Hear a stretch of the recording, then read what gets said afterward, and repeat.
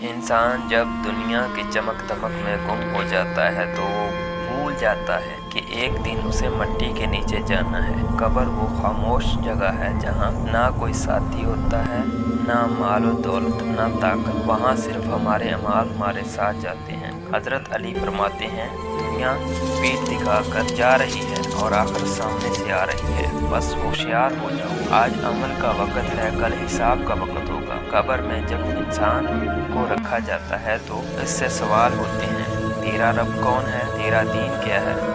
اور تو نے کس نبی کی پیروی کی؟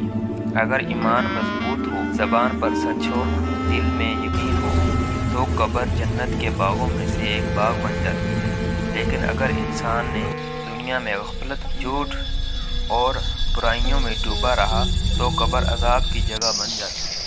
قبر اندھیری ہے مگر ایمان کی روشنی اسے منور کر دیتی ہے۔ جو دنیا میں اللہ سے ڈرتا ہے وہ قبر میں امن پاتا ہے۔ لہٰذا آج ہی اپنے دل میں جھانکیں، توبہ کریں، نیک عمل کریں، کیونکہ کل جب مٹی ہم پر ڈالی جائے گی تب صرف ایمان کام آئے گا۔